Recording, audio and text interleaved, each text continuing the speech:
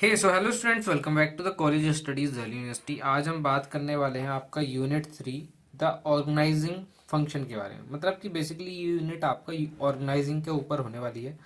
यहाँ पे मैंने आपके लिए ये इस बार बहुत ही प्रीमियम नोट्स बनाए हैं। इसमें हम तीन चैप्टर, इस यूनिट में तीन चैप्टर कवर करेंगे।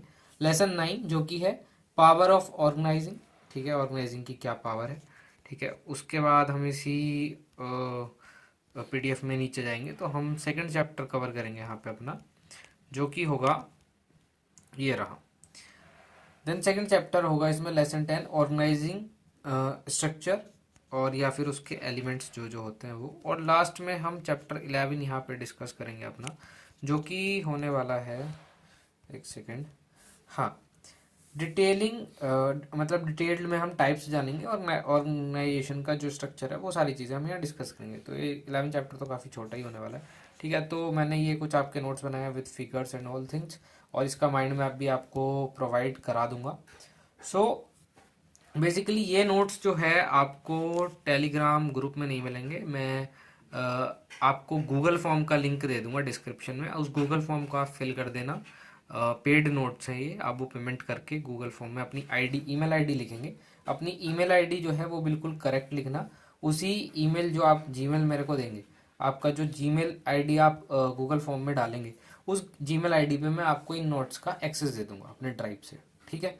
वो इंसान इसको एक्सेस कर पाएगा जो पेमेंट कर लेगा, ठीक है। सो बट स्टार्ट करते हैं अभी अपना lecture unit 3। So what is organizing. सबसे पहले इसका तो कोर फंक्शन जो है वो देखते हैं। So basically organizing is the second function of management. इससे पहले क्या था, प्लानिंग, जो कि हमने यूनिट 2 में देखा है, ठीक है। अगर वीडियो वो अभी नहीं देखी है तो लेक्चर जाके वो देखो, ठीक है। तो ये लॉजिकली फॉलो करता है planning. It is the critical step that arrange and organize all the resources required for the fulfilment of plan. तो प्लान के लिए जो भी रिसोर्सेज हैं उन सबको ऑर्गेनाइज करने का काम ही ऑर्गेनाइजिंग में हम करते हैं, ठीक है। तो ये कॉम्प्रिहेंसिव डेफिनेशन जो आ जाती है, तो ये कैसे कहते हैं कि organizing describe as it is a process of identify and grouping the work to be performed. पहले हम पहचानेंगे, फिर उसको एक ग्रुप्ड कर देंगे काम को, क्या क्या होना है, फिर उसे डिफाइन करेंगे कि क्या डेलीगेशन होगा, रेस्पॉन्सिबिलिटी का, अथॉरिटी का, ठीक है, या अकाउंटेबिलिटी का। तो ये सारी चीज़ें हम इसमें डिस्कस करते हैं, ठीक है। देन डेफिनेशन आप ये नोट से पढ़ लेना डिटेल में। Why is organizing so important. तो ये क्यों इंपॉर्टेंट है, या अगर आपको क्वेश्चन आ जाए what, write down 4 benefits 5 benefits of organizing, ठीक है, तो आप ये इसमें लिख के आ सकते हैं। तो इसमें क्या एज अ बैकबोन ये काम करता है एंटरप्राइज की, और ये क्या क्यों मैटर करता है, क्या क्या इसके बेनिफिट्स है वो देख लेते हैं। सबसे पहले सिस्टमैटिक फंक्शन है। सिस्टमैटिक फंक्शन कैसे है कि सारी चीज़ सिस्टम में चल रही है। सिस्टम बोले तो एक स्ट्रक्चर्ड वे में चल रही है, ठीक है। कैसे, it facilitate by creating departments. हम डिपार्टमेंट्स बनाएंगे, ठीक है, स्ट्रक्चर्ड वे है ना। एक डिपार्टमेंट बनाया, दूसरा डिपार्टमेंट, उसके अंदर सब डिपार्टमेंट्स बना सकते हैं।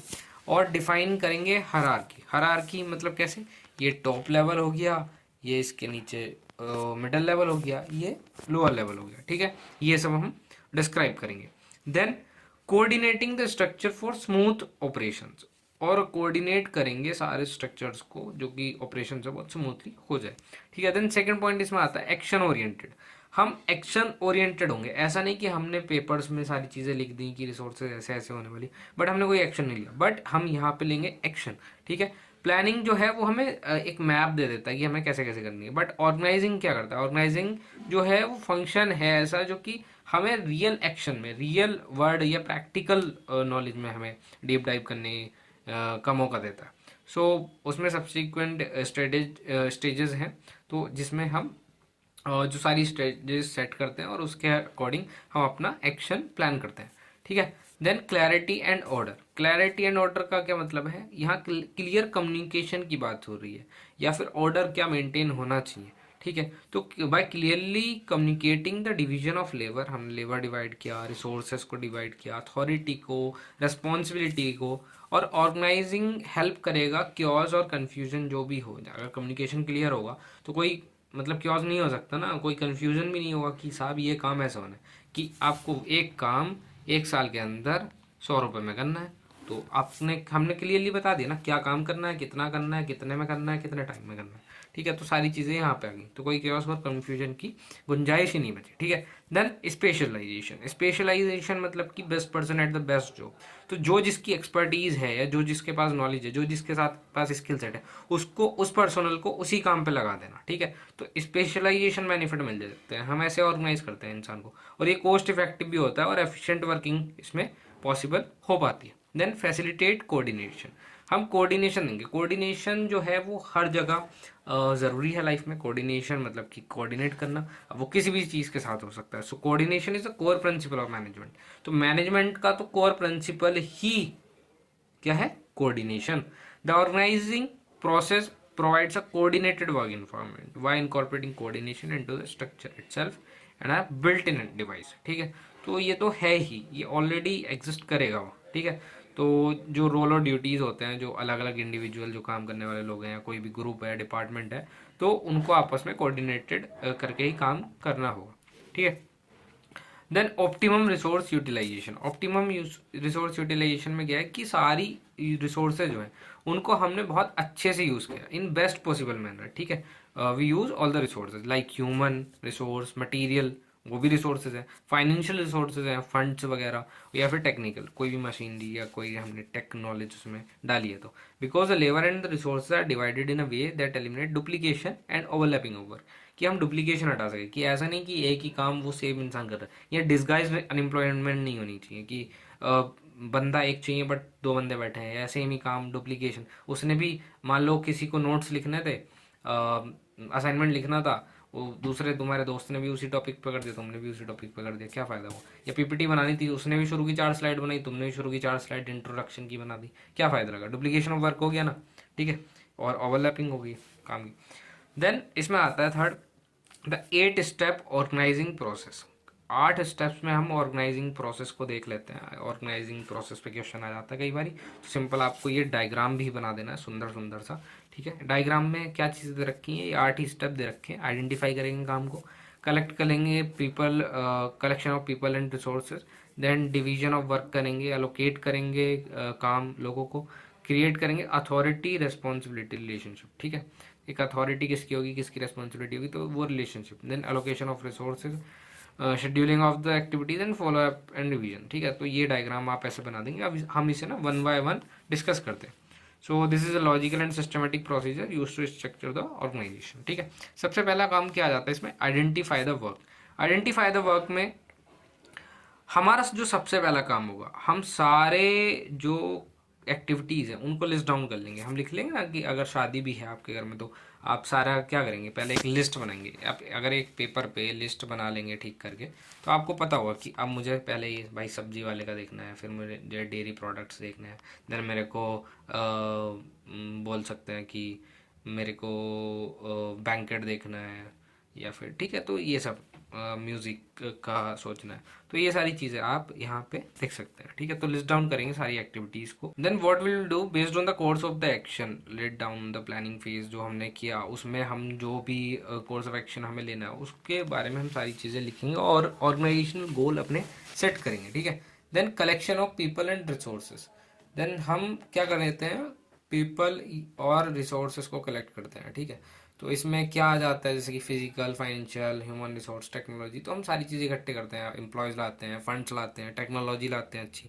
तो ये ना together under common ownership to serve the common purpose, हम कॉमन ही और वो है हमारा गोल, तो उसे फुलफिल करने के लिए हम ये सब चीज़ें कर लेते हैं। Even if the organization operates in a virtual environment, अगर ऑर्गेनाइजेशन वर्चुअल इन्वायरमेंट में भी है तब भी हमें काम करने होते हैं, ठीक है।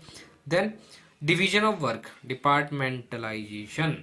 डिवीजन ऑफ वर्क का क्या होता है? डिपार्टमेंट्स आपने बना दिए, तो जो भी पूरा काम होता है, the total work is broken down into smaller sets of similar activities, जैसे कि जॉब्स हो गई, या असेंशियल स्टेप क्या है रिजल्ट का क्रिएशन में? स्पेशलाइज्ड डिपार्टमेंट, ठीक है। Then fourth step is allocation of work to people, हम अब लोगों को काम देंगे जो उनका स्किल सेट है, उनसे मैच करके वो सारी चीज़ काम करेंगे। अलोकेट करेंगे स्पेसिफिक जॉब्स जो कि बेस्ट सूटेड होगा या उसमें पर्सनलाइज होगा, मतलब एक्सपीरियंसड होगा, उसको वो चीज़ आती होगी। देन फिफ्थ क्रिएट करेंगे अथॉरिटी रेस्पॉन्सिबिलिटी रिलेशनशिप, इसका एक डायग्राम भी है, आगे जाके वो दिखाऊंगा मैं आपको। सो हम ये कैसे करते हैं? This step define the organizational hierarchy भी, हाँ ये फॉलो करता है। By clarifying who is accountable to whom, कौन किसके लिए जवाबदेही होगा, मतलब कौन अकाउंटेबल होगा किसको, और कौन किसको रिपोर्ट करेगा, ठीक है। तो ये चीज़ यहाँ पे क्लियरली मेंशन की जाती है इस रिलेशनशिप में। The result in the formal structure, मतलब फॉर्मल स्ट्रक्चर में ऐसा होता है, तो this result in obviously in the formal structure and help avoid duplicate efforts वगैरह को खत्म कर देता है, ठीक है। Then sixth, allocation of resources, जो भी पैसा, सामान, मशीनरी जो भी चाहिए वो सब हम यहाँ असाइन कर देंगे based on the budget to each department, and जो भी ऑब्जेक्टिव है उसके बेसिस पे हम, ठीक है, अलोकेट कर देंगे budget resources, sorry. Then scheduling of activities, अब हम शेड्यूल करेंगे कि कौन सा काम कब कंप्लीट होना है, कितने टाइम पीरियड में होगा। तो शेड्यूल जो है वो हम फैसिलिटेट करेंगे coordination between the different departments, कि सारा काम ऐसे हो पाए, क्योंकि इतनी सारी रिसोर्सेज भी अवेलेबल नहीं होती है, ठीक है। Then follow up and revision, follow up and revision में क्या आता है, जो भी हमने चीज़ें की तो ये कंटिन्यूस प्रोसेस है, हमें इस पे काम करना है और रिवाइज करेंगे, कोई भी फ्लेक्सिबल रखेंगे इसको थोड़ा, और कोई भी चेंजेस आएंगे तो हम उनको अडेप्ट करेंगे, एज बिकॉज बिजनेस एनवायरनमेंट क्या होता है, बहुत ही डायनामिक होता है नेचर में, ठीक है। Then delegation, sharing the power, delegation ये कि डेलीगेट कर दी हमने चीज़ें तीन चीज़ों के बीच में, ठीक है। कैसे, तो डेलीगेशन किया हमने रेस्पॉन्सिबिलिटी, अकाउंटेबिलिटी एंड अथॉरिटी, ठीक है। तो ये डायग्राम है, ये आप ऐसे बना के आएंगे तो अच्छा लगेगा, ठीक है। यहाँ पे पढ़ लेते हैं थोड़ा। Delegation is the process of assigning specific responsibilities को हम असाइन करते हैं विद द कॉरस्पॉन्डिंग अथॉरिटी, ठीक है, necessary for a lower level manager to complete the task smoothly. Delegation is mandatory in the sense of that necessary authority must be transfer, ठीक है। तो यहाँ तीन एलिमेंट होते हैं, तीनों एलिमेंट देख लेते हैं। रेस्पॉन्सिबिलिटी क्या है, मतलब कि हमने असाइन कर दी कुछ ड्यूटीज़, तो मैनेजर आउटलाइन करेगा एक्सपेक्टेड रिजल्ट्स को और वो असाइन कर देगा कि कोई भी necessary duty to any subordinate, ठीक है। Then delegation of authority, delegation of authority में क्या आता है कि हमने किस इंसान को ऑथराइज किया उस चीज़ के लिए, so here the manager grant the necessary power देगा वो रिसोर्स यूज़ करने की, और डायरेक्ट करेगा लेबर को काम कंप्लीट करने के लिए। और a manager must see where the appropriate balance between authority and responsibility can be maintain. तो यहाँ पे रिलेशनशिप बनाने की बात चली, कोऑर्डिनेशन की बेसिकली, ठीक है। Then third, establishing accountability, accountability कैसे की, जवाबदेही किसकी होगी, ठीक है। जिस बंदे को अथॉरिटी मिल रही है वो ही तो अकाउंटेबल होगा, या लोअर लेवल का बंदा टॉप लेवल वाले के लिए अकाउंटेबल होगा, उसने कुछ काम किया। सो this is the act of being answerable for the outcome, जो काम तुमने किया है उसका आउटकम जो आ रहा है तो उसकी जवाबदेही तुम्हारी है, so you are accountable for that work. Accountability can not be delegated, accountability ना ऐसे डेलीगेट नहीं की जा सकती कि साहब मेरा तो इतना सा था काम, ये गलत हुआ तो इसकी गलती, अच्छा हुआ तो मेरे को शाबाशी दे दो, तो ऐसे डेलीगेट नहीं कर सकते। जो भी है अकाउंटेबिलिटी वो एक ही बंदे की होगी, या एक ही पूरे डिपार्टमेंट की ऐसे होगी, ठीक है, या उसके हेड की होगी, ठीक है।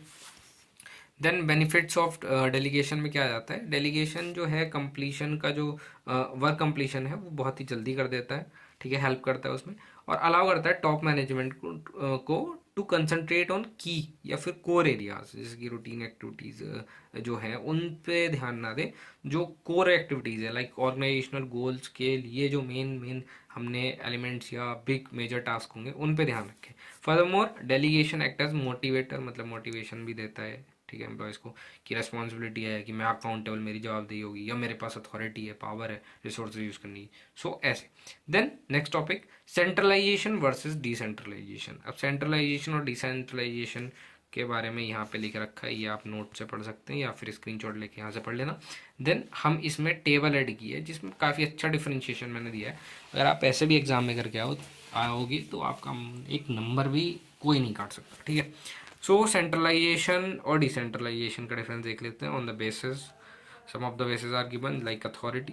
तो सेंट्रलाइजेशन में अथॉरिटी जो है वो एक ही बंदे के पास होगी कि सेंट्रलाइज्ड है, डिसेंट्रलाइज्ड में बटी हुई होगी, ठीक है, सिंपल सी बात। Flow of authority, flow of authority कैसे होगा, यहाँ अथॉरिटी जो है वो अपवर्ड फ्लो करेगी, कि ऐसे कि इस बंदे ने इसको बताया, इसने इसको बताया, या दो चार ने इसको बताया, बट आएगा एक ही बंदे के पास। बट डिसेंट्रलाइजेशन में ये पावर थी और ये डाउनवर्ड फ्लो कर गई है डिफरेंट डिफरेंट लोगों में, यहाँ से और डिफरेंट लोगों में, ठीक है। Then motivation, concentration of authority अगर होगी तो डिमोटिवेशन होगा एम्प्लॉयज़ के बीच में, कि एक ही बंदा मालिक है, अपनी चित अपनी पट अपनी, मतलब वही घर की मुर्गी दाल बराबर वाला काम, कि सारा काम तो इसी का है, एक ही राजा है।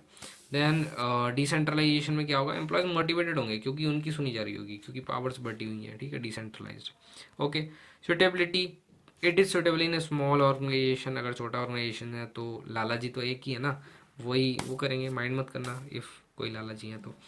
It is suitable in case of large organization, large organization होगा तो डेलीगेशन करना होगा, डिसेंट्रलाइज करना होगा, पावर को डिफरेंट डिपार्टमेंट्स बनाने पड़ेंगे, ठीक है, तो ऐसे करना होता है। देन और भी यहाँ डिफरेंस दिए हैं वो आप पढ़ लेना। ओके, देन हमने अपना 9th लेसन कंप्लीट कर लिया। Then come to the lesson 10, organization structure. अब इसमें हम एलिमेंट्स देखने वाले हैं, ऑर्गेनाइजेशन के क्या क्या एलिमेंट्स होते हैं। सो सबसे पहले the elements of organization structure is basically define how specific activities are directed to achieve goals. हम कैसे एक एक एक्टिविटी को डिज़ाइन करें जिससे हम अपने गोल्स अचीव कर सकें। Laying out of relationship, rules and roles and responsibilities within the company. So सबसे पहले आता है इसमें लेवल ऑफ मैनेजमेंट। 3 लेवल होते हैं, top level, middle level, lower level. Top level में कौन आएगा, खुद सोचो, सीईओ आएगा, डायरेक्टर्स आएंगे, एग्जीक्यूटिव मेंबर्स आएंगे, ठीक है, जो कि देखते हैं विजन क्या होगा, हमारा मिशन क्या है, ये स्ट्रैटेजिक डिसीजन लेने के लिए रिस्पॉन्सिबल होते हैं, ठीक है। मिडल मैनेजमेंट में क्या आता है, मिडल लेवल मैनेजमेंट जो होता है इसमें डिपार्टमेंटल और डिविजनल के हेड्स आते हैं, ठीक है, डिविजनल हेड्स होते हैं। सो इनका प्राइमरी रोल क्या होता है कि प्लान्स को डिज़ाइन जो हुए हैं टॉप मैनेजमेंट के द्वारा उनको एक्शंस में लाए, कि उनको वो करें या उनको कन्वे करें, समझाएं लोअर मैनेजमेंट को, ठीक है। देन लोअर मैनेजमेंट का क्या होता है, ये मीडिएटर हो गया, ये इसको रिपोर्ट करेगा और इसको ऑर्डर देगा, ठीक है। देन लोअर मैनेजमेंट में क्या आ गया, लोअर लेवल मैनेजमेंट में फैक्ट्री वर्कर्स आते हैं, basically blue colour workers, labours और क्लर्क वगैरह जो भी होते हैं वो सब लोग आते हैं। ये एक्शन हीरोज बोला जाता है इनको, क्योंकि ये डायरेक्टली इम्पैक्ट करते हैं प्रोडक्ट की क्वालिटी पे या कितना एफिशिएंटली ये काम कर रहे हैं और सर्विसेज पे, ठीक है। So generally follow the orders and often being moderately skilled और अनस्किल्ड दोनों हो सकते हैं। जैसे क्लर्क है तो स्किल्ड होगा, या लेबर कोई ऐसे वो है वजन उठाने वाला इंसान या कुछ भी ये चीज़ इधर उधर भेजते हैं तो अनस्किल्ड हो सकता है, ठीक है। Then types of authority, types of authority में 2 टाइप की अथॉरिटी है, लाइन अथॉरिटी और स्टाफ अथॉरिटी। लाइन अथॉरिटी क्या होती है, ये बेसिकली डायरेक्टली रिस्पॉन्सिबल होते हैं, मतलब इंडिविजुअल्स यहाँ पे for the achieving organizational goals, ठीक है। फॉर एग्जांपल एक मैन्युफैक्चरिंग फार्म है तो प्रोडक्शन हो रहा है वहाँ, फिर सेल्स फंक्शंस हो रहे हैं, तो टिपिकली लाइन एक्टिविटीज़ है, एक चेंज चल रही है, ठीक है, तो ये लाइन एक्टिविटी में आता है। स्टाफ अथॉरिटी में क्या आता है कि यहाँ एक्सपर्ट की एडवाइस लेनी होती है इन लाइन अथॉरिटी वालों को, ठीक है, एक एक्सपर्ट की एडवाइस चाहिए होगी। So their function is to offer specialize knowledge देते हैं, लाइक की इन द लीगल, फाइनेंशियल और रिसर्च मैटर्स में, ठीक है। Their influence is derived from their specialized expert opinions, ठीक है, तो ये इन्फ्लुएंस करते हैं इनको, ठीक है, तो वो स्टाफ अथॉरिटी आ जाता है। Then what is the channel of communication, 2 channel हो सकते हैं, फॉर्मल इनफॉर्मल। फॉर्मल चैनल क्या होता है, जैसे मैं अभी बोलने वाला हूँ, ये फॉर्मल चैनल हो जाएगा। These are the organization from which work on the systematic channels of communication, here you can communicate. मैं फुल टू ऐसे बोल रहा था, ठीक है, बट अभी मैं तुम्हें थोड़ा इनफॉर्मल, थोड़ा फ्रैंक होकर पढ़ाने लगूँ, ठीक है, थोड़े स्लैंग्स यूज़ करने लगूँ, ठीक है, तो ये इनफॉर्मल हो जाएगा। ओके, इनफॉर्मल ऑर्गेनाइजेशन क्या होता है कि पहले मैं फॉर्मल तुम्हें ऐसे ही बता देता हूँ, थोड़ा इनफॉर्मल वे में। They clearly spell out authority, responsibility, relationship, इन सारी चीज़ों की बात हो रही होती है, ठीक है, और स्टेबल और परमानेंट नेचर में जो रिलेशनशिप यहाँ होती हैं वो उस सारी चीज़ें हम डिस्कस करते हैं, ठीक है। तो फॉर्मल ऑर्गेनाइजेशन होते हैं। देन इनफॉर्मल ऑर्गेनाइजेशंस में चैनल ऑफ कम्युनिकेशन कैसा होता है, there are the organization which do not have rigid channel of communication. Work relation जो है ऑर्गेनाइजेशन का वो पर्सनल और सोशल इंटरेक्शन पर डिपेंड करती है, ठीक है। देन यहाँ पे डिफरेंस गिवन है वो आप पढ़ लेना, बेसिकली बहुत simple. Then see, span of management और स्पैन ऑफ कंट्रोल, ये आपका थोड़ा इंपॉर्टेंट टॉपिक आ जाता है, इससे question most of the time पूछ ही लिया जाता है, भले चॉइस में आ जाए कैसे भी जाए, ठीक है। So the span of management और द स्पैन ऑफ कंट्रोल ये रेफर करता है optimum number of subordinate a supervisor can manage. मतलब कि एक सुपरवाइजर जो है, एक सुपरवाइजर जो है, मान लो वो चिंटू है, वो कितने नंबर ऑफ सबऑर्डिनेट्स को मैनेज कर सकता है, ऑप्टिमम नंबर ऑफ सबऑर्डिनेट, मान लो 3 को कर सकता है तो इसका ऑप्टिमम 3 आएगा, ठीक है। तो इसके भी 2 स्ट्रक्चर यहाँ पे गिवन है, एक टॉल स्ट्रक्चर, एक फ्लैट स्ट्रक्चर। टॉल स्ट्रक्चर में क्या है, बहुत सारे लोग इन्वॉल्व होते हैं, फ्लैट में बहुत कम लोग होते हैं। टॉल स्ट्रक्चर जो स्पैन विड्थ है वो नैरो होती है, इसकी ब्रॉड होती है चौड़ी, ठीक है। कैरेक्टरिस्टिक्स, टॉल स्ट्रक्चर में क्या है, स्ट्रिक्ट कंट्रोल और सुपरविजन जो है वो बहुत ही स्ट्रिक्ट होता है, ठीक है। तो यहाँ पे क्रिएटिविटी है, इनोवेशन जो हो रही है, कोई किसी के आइडियाज है वो रिस्ट्रिक्ट हो जाते हैं। But whereas in the flat structure ये मॉडर्न ऑर्गेनाइजेशन की तरह दिखती है और कॉस्ट इफेक्टिव होती है, और ये बहुत ज़्यादा पावर डिसेंट्रलाइज्ड होती है यहाँ पे टू द सबऑर्डिनेट्स ऑल्सो, ठीक है। So the optimal span is determined by factors like capacity of the superior की कितनी कैपेसिटी है, मतलब ठीक है, उससे हो सकती है। कैपेसिटी सबऑर्डिनेट की कितनी है, स्केल और ट्रेनिंग लेवल कितना है उसमें, ठीक है। Then nature of the work, क्या वो रूटीन है या स्ट्रैटेजिक डिसीजन या स्ट्रैटेजी बनाने के लिए, ठीक है। Then the superior subordinate relationship, तो ये 4-5 पॉइंट यहाँ है गिवन है, इसको आप जीपीटी करके भी पढ़ सकते हैं। तो किन चीज़ों पे मतलब हम कैसे डिटरमाइन कर सकते हैं, क्या क्या वो 4 हेडिंग्स है, तो वो ये है, इसके अंदर बना के आप ऑब्वियसली लिख देंगे अपने एग्जाम में, ठीक है। सो देन हमने 2 चैप्टर कंप्लीट कर लिए, अपना लेसन 9 लेसन 10। अब बढ़ते हैं चैप्टर 11 की तरफ। बहुत ही छोटा चैप्टर है, काफ़ी जल्दी हो जाएगा, ठीक है।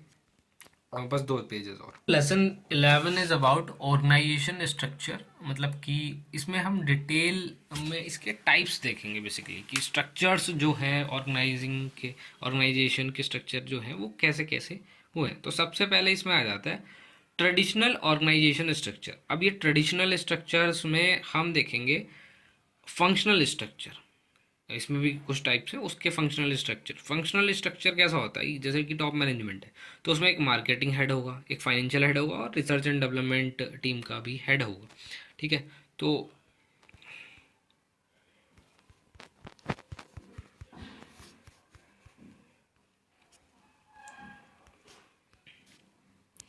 इसमें बेसिस इसका जो गिवन है वो है grouping activities based on specialized functions they perform, कि हम एक्टिविटीज़ को ग्रुप करेंगे और जिस भी फंक्शन में वो स्पेशलाइज होगा, मान लो कोई मार्केटिंग में स्पेशलाइज है, कोई फाइनेंस में है, कोई रिसर्च एंड डेवलपमेंट में, तो उसका हम वैसे करके परफॉर्म कर देते हैं, ठीक है। मेरिट्स क्या होता है, स्पेशलाइजेशन को एनकरेज कर रहा है, ठीक है, बढ़िया बात है भाई। डिमेरिट्स क्या है, कॉन्फ्लिक्ट्स को लेड कर सकता है, कैसे, मैनेजर्स में prioritize departmental goals over the overall organizational goals के ऊपर, वो डिपार्टमेंट के गोल्स को ऊपर ले जा सकते हैं कि हमने तो फाइनेंस डिपार्टमेंट को टॉप पे लाना है, ठीक है। तो ये वाला काम हो सकता है, तो वो डिमेरिट हो गया। देन प्रोडक्ट और डिविजनल स्ट्रक्चर, डिविजनल स्ट्रक्चर में क्या जाता है, जैसे कि टॉप लेवल टॉप मैनेजमेंट यहाँ की मैंने प्रोडक्ट डिवीजन करा, हमने प्रोडक्ट डिवीजन कैसे करा, प्रोडक्ट ए है प्रोडक्ट बी है ये कर दिया, बट इसी के अंदर हमने फंक्शनल सब डिवीजन भी कर दिया। फंक्शनल कैसे, जो अभी ऊपर करा था, प्रोडक्ट ए के अंदर हमने मार्केटिंग हेड रख दिया, फाइनेंशियल हेड रख दिया, प्रोडक्ट बी के अंदर मार्केटिंग हेड रख दिया।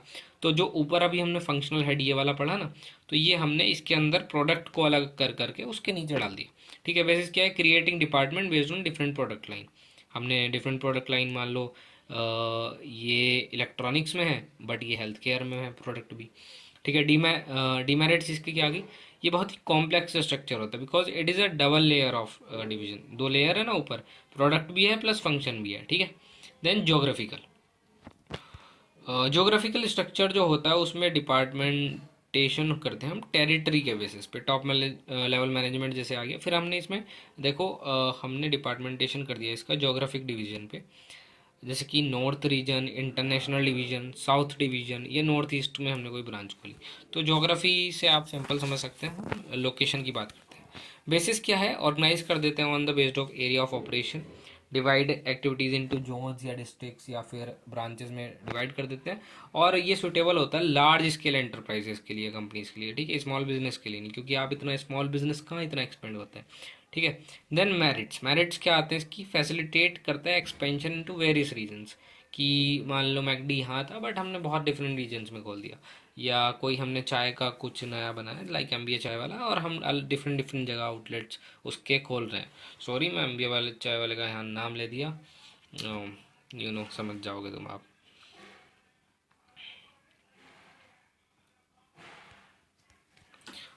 सो मेरिट्स क्या आ जाती हैं, फैसिलिटेट करता है एक्सपेंशन को, वेरियस रीजन में हम अपना बिजनेस एक्सपेंड कर सकते हैं, लाइक कोई चाय का बिजनेस है, कोई जैसे मैकडी डिफरेंट डिफरेंट जगह अपने आउटलेट्स खोल रही है, जूडियो डिफरेंट एरियाज में अपने आउटलेट्स खोल रहा है, ठीक है। तो कुछ भी ऐसे एक्सपेंशन में अलग अलग रीजन्स में, ठीक है। रीजनल मैनेजर्स यहाँ बनाए जाते हैं, are being of aware local customs वगैरह प्रेफरेंसेस।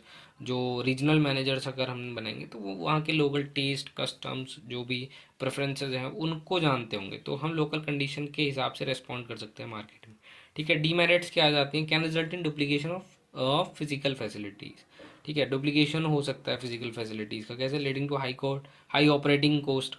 ठीक है, एडमिनिस्ट्रेटिव कंट्रोल या फिर कोऑर्डिनेशन जो है वो रीजन में, डिवीजन में, वो बहुत ही डिफ़िकल्ट आ सकता है। ठीक है, बहुत ज़्यादा कॉस्ट आ सकती है। Modern organization structure, modern organization structure में जो आता है, अभी यहाँ तक हमने ट्रेडिशनल पढ़ा, अब हम मॉडर्न पढ़ने वाले हैं। ठीक है, so these structure are design for adaptability, हम एकदम से अडेप्ट कर सकें, and focus on the project based work, और टेम्परेरी अलाइंसेस कर लेते हैं कि हमें जब जिस चीज़ की नीड पड़ी हमने वो चीज़ यहाँ पे उठा के डाल ली। ठीक है, प्रोजेक्ट स्ट्रक्चर, प्रोजेक्ट के बेसिस में हमने प्रोजेक्ट मैनेजर बना दी, project manager 1, project manager 2, project manager 3, यहाँ पे 1 1 1 ही दे रखा है। ठीक है, हमने बना दिया। ठीक है, ये डिफरेंट प्रोजेक्ट्स हमने यहाँ चला दिए, तो प्रोजेक्ट स्ट्रक्चर हो गया। फोकस करेगा अचीविंग अ सिंगल या फिर कॉम्प्लेक्स प्रोजेक्ट पे। ठीक है, ठीक है। देन मेरिट्स क्या आते हैं, यूनिफाई करता है डाइवर्स एक्शंस को टुवर्ड प्रोजेक्ट कंप्लीशन। हमने एक प्रोजेक्ट बना रखा है, प्रोजेक्ट मैनेजमेंट चल रहा है, उसमें हम उसको हमें टाइमली कंप्लीट करना है। ठीक है, तो इससे हम मान लो छोटे छोटे 3 प्रोजेक्ट हमने बनाए, P1 P2 P3, और हमने इन तीनों को कंप्लीट कर लिया, तो हमारा ऑर्गेनाइजेशनल जो गोल था OG हमने वो पूरी कर लिया। ठीक है, सो ये हाईली फ्लेक्सिबल होता है और इंकरेज करता है क्रिएटिविटी, इनिशिएटिव लेना बाय द एम्प्लॉयज़ और maximum use of specialized knowledge. Then matrix structure, matrix से क्या समझ आता है, सब कुछ ऐसे होच पोच हो गया, तो इसको आप खिचड़ी स्ट्रक्चर भी बोल सकते हैं, या स्ट्रक्चर्ड तो है। तो यहाँ पे मैट्रिक्स स्ट्रक्चर में इस साइड आपकी आ गई marketing team, financial team, legal team, तो ये तो फंक्शन के बेसिस पे आ गई। यहाँ आपके प्रोडक्ट्स भी आ गए। ठीक है, product A, product B, product C, यहाँ आपका टॉप मैनेजमेंट ही आ गया, तो प्रोडक्ट भी आ गया है और फंक्शंस भी आ गए। तो यहाँ पे अभी हम इसके मेरिट्स और वो सब देखते हैं, ऐसे करके आप टेबल बना सकते हैं। सो सबसे पहले इसका design, employees simultaneously report to 2 और मोर मैनेजर्स। ठीक है, एक बार में एम्प्लॉय 2 जगह रिपोर्ट कर सकता है, यहाँ भी या प्रोडक्ट एक ही डिवीजन में भी। ठीक है, 2 और मोर मैनेजर्स को। ठीक है, देन यहाँ जैसे दे रखा है functional manager and project manager. Then criticism, criticism क्या होता है कि हिस्टोरिकली जो स्ट्रक्चर है वो क्रिटिसाइज होता है, क्योंकि ये अनमैनेजेबल है, थोड़ा सा होच पोच हो गया, बोलो ना खिचड़ी है, तो खिचड़ी में से तुम चावल और दाल अलग करना, इट्स ग्रेट टफ टास्क। ठीक है, देन वर्चुअल ऑर्गेनाइजेशन, ये लास्ट पार्ट है आपके चैप्टर नंबर 11 का।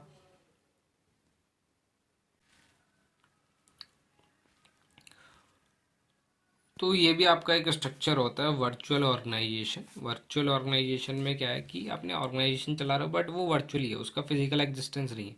तो ये अलायंस कह लो या नेटवर्क कह लो, सेपरेट एंटिटीज लाइक इंडिविजुअल या फिर बिजनेस यूनिट्स, वो कंपनीज जो कि कोलैबोरेट कर लेती हैं and often leverage information and communication technologies, जो कि कोऑर्डिनेट करता है अक्रॉस फिजिकल बाउंड्रीज, मतलब वर्चुअली। ठीक है, so the alliance is often form to seize a specific market opportunity लेने के लिए। यहाँ ये होता है। कैरेक्टरिस्टिक्स क्या होगा इसके, फ्लैट स्ट्रक्चर है and use complementary resources to achieve synergy. और डीमेरिट्स में क्या आ गया, रिलेटिवली लेस डायरेक्ट कंट्रोल है। सो ये इतना इंपॉर्टेंट स्ट्रक्चर नहीं है, बट इसके बारे में आप पढ़ लेना, ये नोट्स आपको एट जस्ट रुपीज़, कितने रुपए में आपको ये नोट्स मिलने वाले हैं, ये आपको नोट्स मिलने वाले हैं एट जस्ट रुपीज़, कितना होगा, कितना होगा, कितना कर दें, so the notes are being available at just rupees only 49 rupees for this unit. So हम कोशिश कर रहे हैं कि हम सारे नोट्स 49 रुपीज़ में लाएँ। मान लो आपकी 5 यूनिट है तो 250 रुपीज़ में आपका पूरा सब्जेक्ट कवर हो रहा है। सारे नोट्स, डिटेल्ड नोट्स, इतनी मेहनत से बनाए हुए best notes for the exam point of view. और आपको इसमें माइंड मैप्स वगैरह सब कुछ मिल जाएंगे। सो अगर आपको नोट्स चाहिए तो डिस्क्रिप्शन में लिंक है, आप वहाँ से परचेस कर सकते हैं। Thanks for watching, have a nice day. Telegram channel join कर लेना, अगर उस पर फ्री नोट्स डालने का मन हुआ या मैं बना पाया तो वो भी बना के दे दूँगा आपको, 2-3 बुक से उठा के कंटेंट निकाल के। और thanks for watching, channel subscribe कर लेना, दोस्तों के साथ शेयर कर दो, बाकी पढ़ते रहो और मौज काटते रहो अपने एग्ज़ाम्स में। ठीक है।